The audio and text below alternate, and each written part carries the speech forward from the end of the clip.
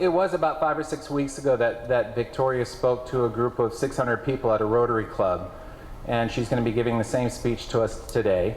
And I saw it, I think a week or so after it hit the web, it started going around, and so I quickly got on the phone and talked with her dad Zane and invited them here. And so we have a very special treat. So Victoria, come on up, do your thing.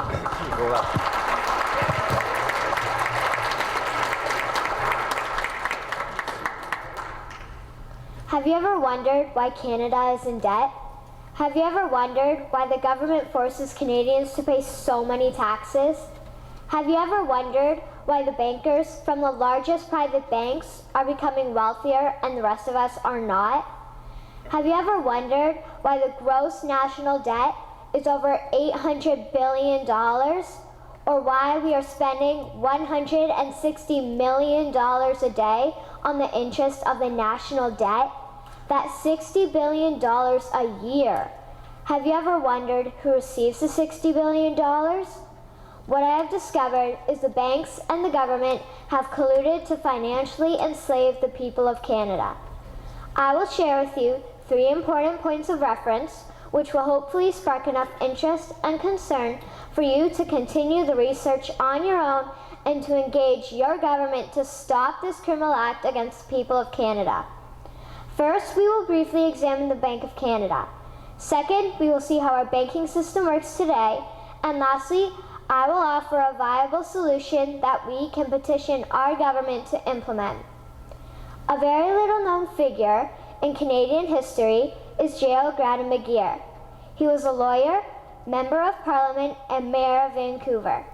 His contribution to Canada is probably the greatest in our history. He championed the creation of the National Bank of Canada, whose sole purpose is to create and manage Canada's money. It was formed on July 3, 1934, and owned by all Canadians.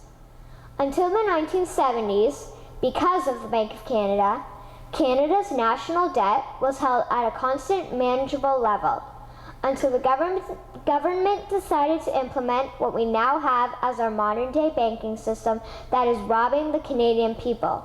So how are they robbing us? Allow me to explain how our private banks and government work today. First, the Canadian government borrows money from the private banks. They then lend the debt-based money to Canada with compounded interest. The government then continues to increase taxation of Canadians year after year in order to pay back the interest on the exponentially growing national debt. What results is inflation, less real money for Canadians to spend into our economy, and the real money being used to pad the pockets of the banks. Also, the government gave the banks the ability to loan out money that doesn't exist in the form of loans. When a bank gives you a mortgage, which literally means a death pledge, or a loan, they don't actually give you money.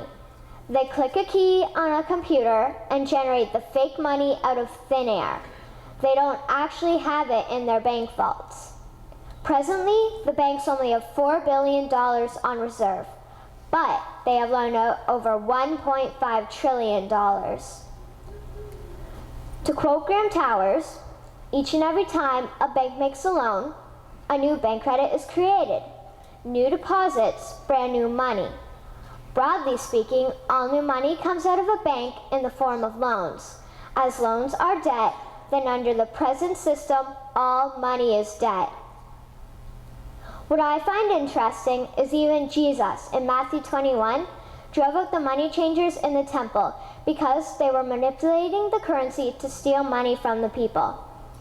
The private banks are just like the money changers in Matthew 21. They are defrauding and robbing the people of Canada, thus their freedom, and they need to be stopped. How should the banking system work? In an infamous interview, Mr. McGeer asked Mr. Towers, "Can you tell me why a government with power to create money should give that power away to a private monopoly and then borrow that which Parliament can create itself back at interest to the point of national bankruptcy?"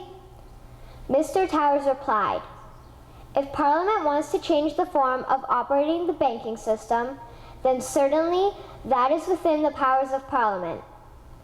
In other words, if the Canadian government needs money, they can borrow it directly from the Bank of Canada. The people would then pay fair taxes to repay the Bank of Canada. This tax money would in turn get injected back into our economic infrastructure and the debt would be wiped out. Canadians would again prosper with real money as the foundation of our economic structure and not debt money. Regarding the debt money owed to the private banks, such as the Royal Bank, we would simply have the Bank of Canada print the money owing, hand it over to the private banks, and then clear the debt with the Bank of Canada. And yes, we have the power and lawful right to do so. In conclusion, it has become painfully obvious, even for me, a 12-year-old Canadian, that we are being defrauded and robbed by the banking system and a complicit government. What will we do to stop this crime? What will we do to ensure that the next generation will live free and clear of the debt-based economy that enslaves them to the banks? Margaret Mead said the following, and I hope that all of you remember this. Never doubt that a small group of people can change the world. Indeed, it is the only thing that ever has. Thank you.